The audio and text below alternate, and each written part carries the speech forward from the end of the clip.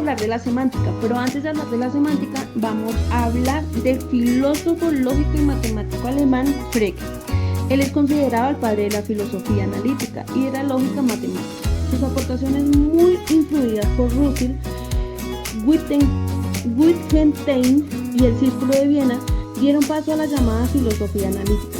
Lo que quería Frege era demostrar que la aritmética era una rama de la lógica y que como tal no necesitaba de la experiencia ni de la intuición para demostrar sus principios. Por otro lado, Frege también fue de los primeros en analizar el lenguaje a través de un método lógico.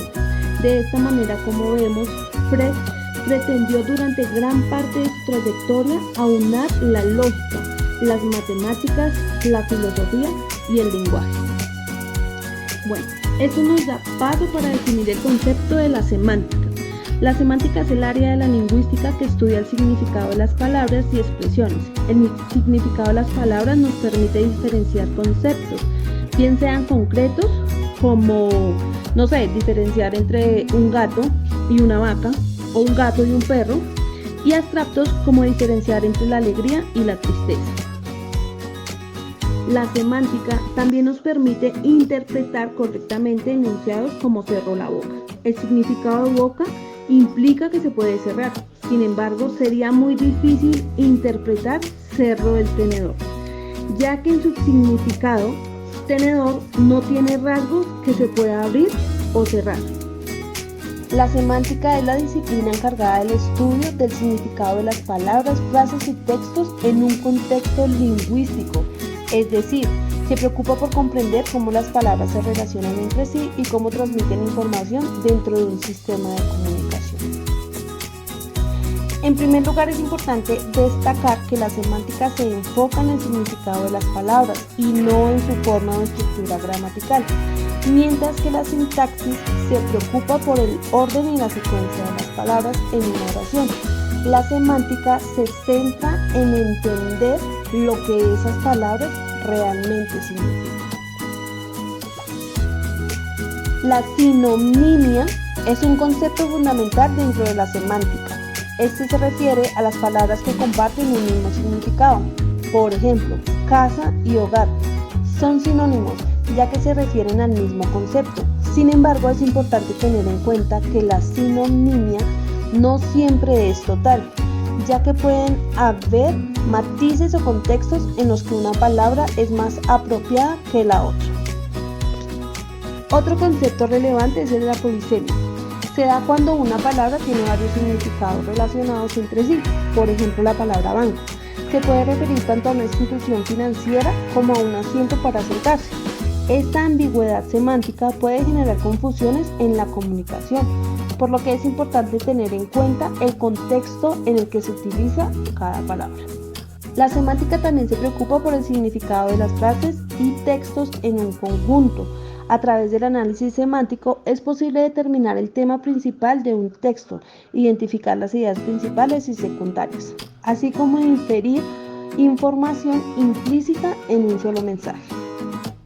Es importante tener en cuenta que el significado de las palabras y las frases no es estático, sino que está en constante evolución. La semántica histórica se encarga de estudiar cómo los significados de las palabras han ido cambiando a lo largo del tiempo. Asimismo, la semántica contrastiva se ocupa de comparar los significados de las palabras en diferentes lenguas, teniendo en cuenta las diferencias culturales y contextuales. Tenemos dos ramas de la semántica. La primera es semántica cognitiva. La semántica cognitiva se refiere a una forma de abordar la lingüística que se ocupa de la forma en que la mente procesa el lenguaje en relación con su significado o contenido conceptual dentro de un contexto dado. A diferencia de los enfoques tradicionales de la lingüística, la semántica cognitiva no se puede dividir fácilmente en ramas de estudio como la fonética, la síntesis, etc., porque considera que todas ellas están interrelacionadas con el significado. Los lingüistas cognitivas también rechazan la noción de que el procesamiento lingüístico es una función especializada que puede separarse de otros procesos mentales. Bueno, la segunda semántica lingüística. La semántica lingüística se preocupa por el significado en el contexto más amplio de una oración, un discurso o una interacción comunicativa. Como el lenguaje prosémico, esto implica examinar las relaciones sintácticas, programadas ambigüedades léxicas y las inferencias contextuales que intervienen en la construcción del significado. La semántica lingüística tiene una gran relevancia tanto en la teoría como en la práctica comunicativa. Ayuda a desentrañar cómo los hablantes y oyentes atribuyen significado a las palabras y cómo interpretan mensajes complejos en diferentes situaciones. Además, tienen aplicaciones en campos como la traducción automática, la recuperación de información y la inteligencia artificial, donde comprenden y generan significado preciso en fundamental. La siguiente, semántica lógica.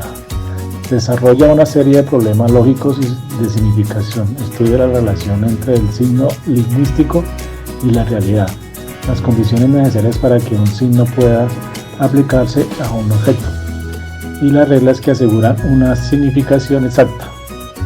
En matemática se usan lenguajes formales o expresiones formales, cuyo significado es interpretable sobre conjuntos que cumplen ciertas propiedades abstractas recogidas en las expresiones formales. La teoría de modelos incluye el concepto de interpretación de un conjunto de símbolos. En dichas interpretaciones, los signos se refieren a elementos de un cierto conjunto preconstruido o conocido. La veracidad de una expresión en una interpretación determinada depende de que el conjunto sobre el que se interpretan las expresiones satisfaga o no determinadas condiciones. La semántica aplicada a la administración pública. La administración pública es un campo que se encarga de la gestión de los recursos y la planificación de acciones para el bienestar de la sociedad en general. En este contexto, la semántica juega un papel fundamental, ya que se encarga del estudio del significado de los signos y símbolos utilizados en el lenguaje. El lenguaje es una herramienta fundamental en la administración pública, ya que a través de él se establecen normas, se comunican políticas y se transmiten instrucciones. Sin embargo, el lenguaje puede ser ambiguo, generar malentendidos y si no se utiliza de manera adecuada, es por aquí donde la semántica aplicada a la administración pública cobra relevancia.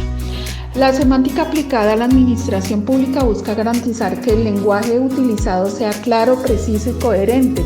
Esto se logra a través de la definición y delimitación de los términos utilizados, así como de la correcta interpretación de los mismos. En primer lugar, es importante realizar un análisis exhaustivo de los términos utilizados en la administración pública. Muchas veces palabras como eficiencia, transparencia, participación ciudadana deben tener diferentes significados para diferentes personas. La semántica se encarga de definir estos términos de manera precisa para evitar malinterpretaciones y confusiones. Además, la semántica aplicada a la administración pública busca establecer una serie de criterios para la interpretación de los mensajes emitidos.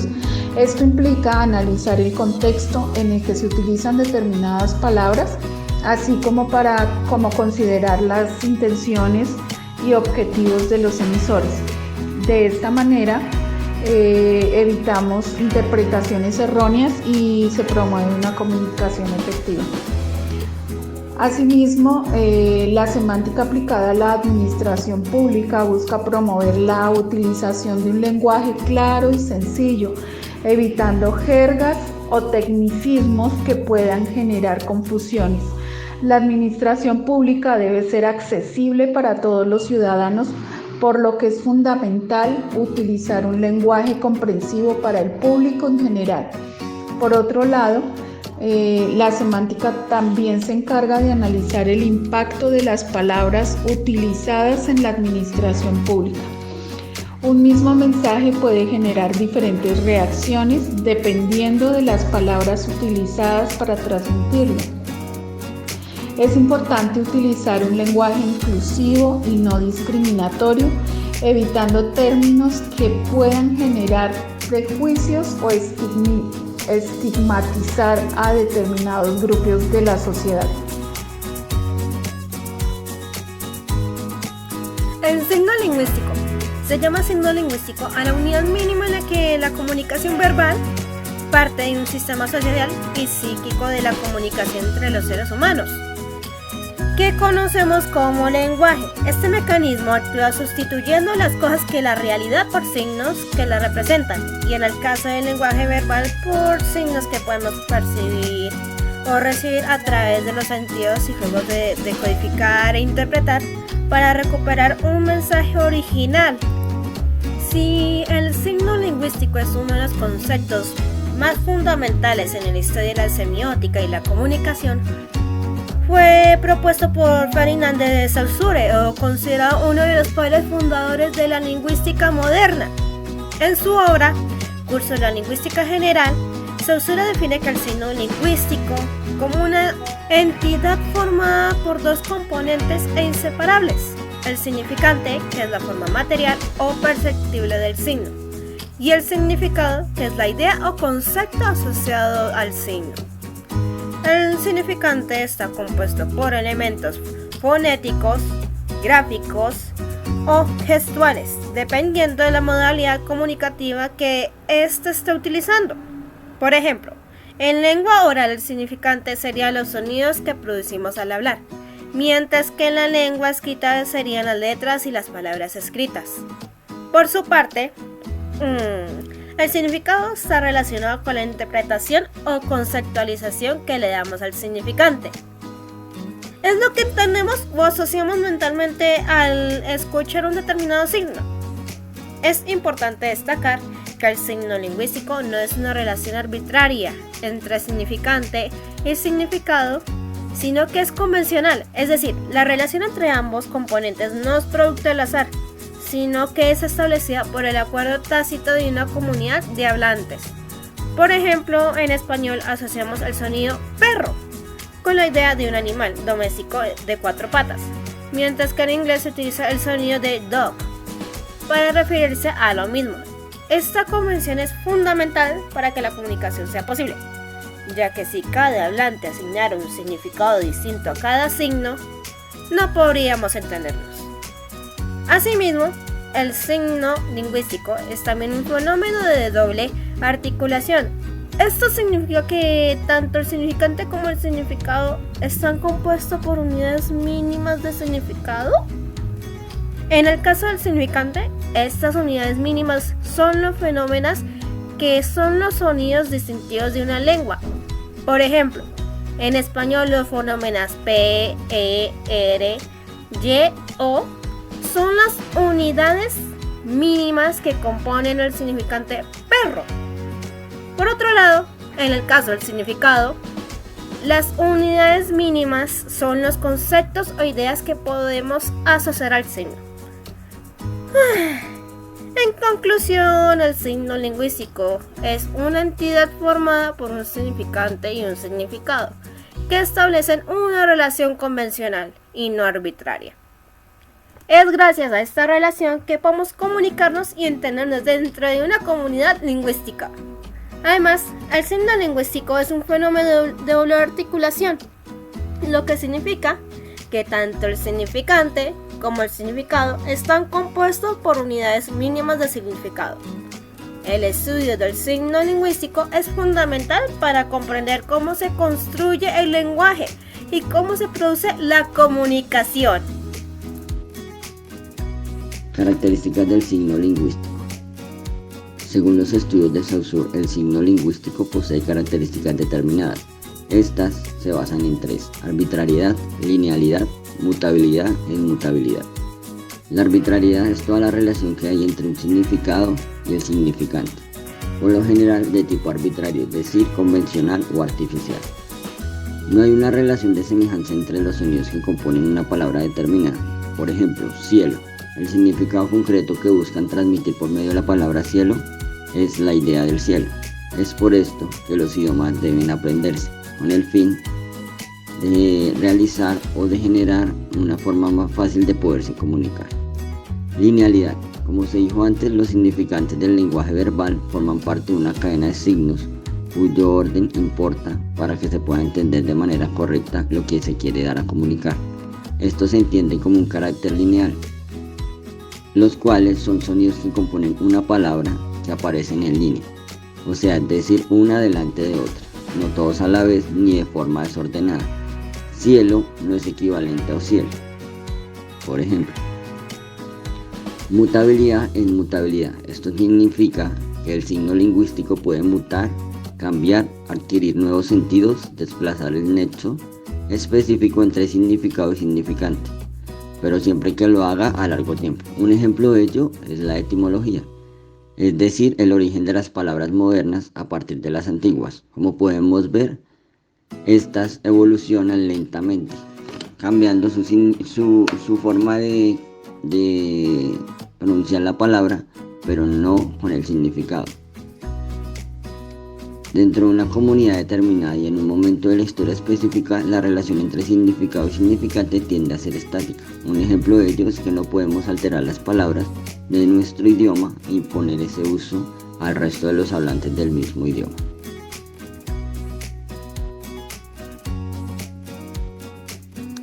La denotación hace referencia al significado literal de una palabra o frase, es decir, aquella que se encuentra en el diccionario. La denotación esencial es para establecer una comunicación efectiva, clara. Ejemplos: la palabra perro denota un animal de compañía que pertenece a la especie canina. No importa el idioma o cultura, su significado perro es universalmente entendible. La pragmática es una rama de estudio dentro de la lingüística que se encuentra para utilizar cómo se usan y se interpretan los mensajes. En algunas culturas se utilizan las expresiones de cortesía como, por ejemplo, gracias. Otros ejemplos: si una persona dice María tiene un libro de matemáticas, se puede inferir que María está estudiando matemáticas. Estas inferencias son importantes para entender el mensaje completo y su intención comunicativa. Ahora, la pragmática en la administración pública es una disciplina que se encarga de gestionar de manera eficiente los recursos, procesos y servicios del Estado para satisfacer las necesidades de la sociedad. En este sentido, la pragmática juega un papel fundamental, ya que se enfoca en el estudio de cómo se usan y se interpretan los mensajes en un contexto determinado. La pragmática se centra en el análisis de los actos de habla, es decir, en cómo se emplea el lenguaje para transmitir información, expresar opiniones o establecer relaciones. En el ámbito de la administración pública, el lenguaje desempeña un papel clave, ya que a través de la comunicación que se transmite las directrices, se toman las decisiones y se establece un diálogo entre diferentes actores. La utilización adecuada del lenguaje en la administración pública es vital para evitar malos entendidos, conflictos, interpretaciones erróneas. La pragmática ofrece herramientas para mejorar esta comunicación, proporcionando un marco teórico y práctico que permite comprender mejor cómo funciona el lenguaje y cómo adaptarlo a diferentes contextos y situaciones. En la administración pública es esencial que los mensajes sean claros, concisos y precisos. Esto implica utilizar un lenguaje correcto, evitando ambigüedades o términos técnicos que puedan ser difíciles de entender para quienes no están familiarizados con el tema. Además, se debe evitar el uso de expresiones o palabras que puedan generar malos entendidos o agravios. La pragmática también tiene en cuenta el contexto en el que se produce la comunicación. En la administración pública es importante considerar el contexto político, social y cultural en el que se desenvuelven las personas. Esto implica adaptar el lenguaje y los mensajes con las características y necesidades que cada grupo o individuo. Asimismo, la pragmática destaca la importancia en la intención comunicativa. El objetivo principal es transmitir información de manera efectiva, persuadir y convencer a otros actores, así como establecer relaciones de confianza. Para lograrlo es necesario tener en cuenta el propósito del mensaje y adaptarlo para alcanzar los resultados deseados.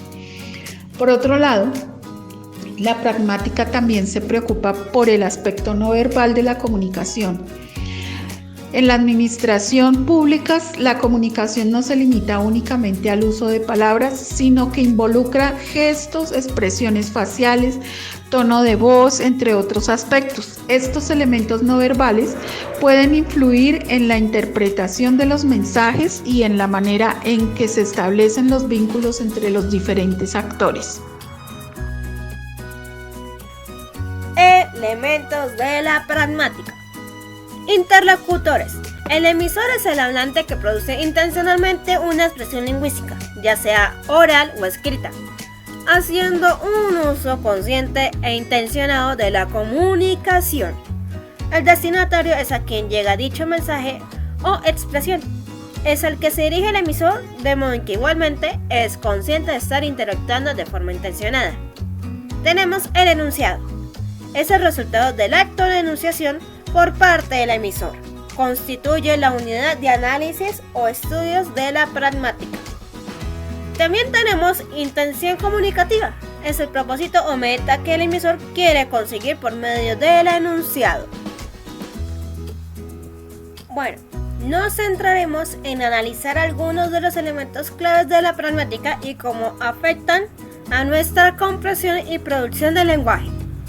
Uno de los elementos más importantes de la pragmática es el contexto. El contexto que se refiere al conjunto de circunstancias en el que se produce un acto de habla, como el lugar, el momento, la situación social, entre otros. El contexto juega un papel fundamental entre la interpretación de los enunciados, ya que nos ayuda a inferir en el significado real detrás de las palabras. Por ejemplo, la frase ¿tienes un momento? Puede tener un significado completamente diferente si se dice en un ambiente laboral o un ambiente más casual de lo social. Otro elemento destacado es la pragmática, es la intención comunicativa. Cada vez que hablamos, tenemos una intención específica, ya sea informar, preguntar, pedir algo o simplemente entablar una conversación. La intención comunicativa se relaciona directamente con los actos de habla, es decir, con las acciones que llevamos a cabo al hablar. Por ejemplo, cuando decimos abre la ventana, estamos realizando un acto de habla directivo, es decir, estamos dando una orden. La cortesía es otro aspecto revelante de la pragmática. La forma en la que nos expresamos puede variar según el nivel de cortesía que queremos mostrar hacia nuestro interlocutor. Tenemos algunos ejemplos. En algunas culturas es común usar ciertas fórmulas de cortesía al usar peticiones como decir ¿me podrías por favor pasar la sal? En lugar de simple pásame la sal. La cortesía también puede expresarse a través del uso de expresiones de agradecimiento, disculpas o recursos lingüísticos. La coherencia y la cohesión son otros elementos fundamentales de la pragmática. La coherencia se refiere a una propiedad de un texto de ser lógico y comprensible en su conjunto. La cohesión, por su parte, se relaciona con los recursos lingüísticos que utilizamos para manejar la continuidad y la coherencia en la comunicación, como los conectores. Podemos decir además, por otro lado, o las repeticiones. Ambos aspectos son esenciales para que un contexto sea coherente y pueda ser interpretado de manera adecuada. En conclusión, La pragmática es una disciplina que nos ayuda a entender cómo utilizamos el lenguaje en uso, teniendo en cuenta que el contexto, la intención comunicativa, la cortesía y la cohesión estos elementos son fundamentales para una comunicación eficaz y adecuada en diferentes situaciones y contextos. El estudio de la pragmática nos permite comprender mejor cómo nos comunicamos y por ende mejorar nuestras habilidades lingüísticas. Otras características importantes dentro de los elementos de la pragmática se destacan que la pragmática se sostuvo a la premisa de que el significado de las cosas se encuentran en consecuencias prácticas. Otra es que se fundamentan en la utilidad, la practicidad y el buen funcionamiento de las ideas como criterios teóricos. La pragmática también tuvo un amplio alcance en los Estados Unidos durante los siglos XIX y XX. La pragmática también se argumenta que el pensamiento se debe guiar mediante las acciones, estableciendo que para examinar la veracidad de una creencia es necesario evaluar cada una de las consecuencias prácticas. El pragmatismo es una corriente filosófica idealista y subjetiva que considera la verdad desde el punto de vista de la utilidad social. William James y Charles Peirce son considerados los padres de esta corriente filosófica. Veamos qué nos dice Peirce. Peirce definió el término pragmatismo como dar claridad a nuestras ideas, con la consideración de los efectos y sus posibles aplicaciones prácticas, pues nuestra concepción de estos efectos es la consideración integral de ese objeto. Peirce define su teoría de la verdad de la correspondencia sosteniendo que la verdad consiste en un hecho real que corresponde con una preposición verdadera. William James demuestra que para el pragmatismo lo que tiene valor de verdad es lo que sirve en aquel momento. La propia ciencia adapta el método inductivo, comprende que las teorías no son una transición de la realidad, ellas tienen sus aplicaciones en la medida de su utilidad. James también afirma lo siguiente: toda la originalidad del pragmatismo, lo esencial en él, es su uso del modo concreto de ver las cosas. Comienza con la concreción y regresa y termina con ella. Una gran reflexión que nos deja el día de hoy es: no hay mayor mentira que la verdad mal entendida. El pesimismo conduce a la debilidad, el optimismo al poder. El arte de ser sabio consiste en saber a qué se le puede hacer la vista gorda. La prueba de toda verdad reside sencillamente en su eficacia.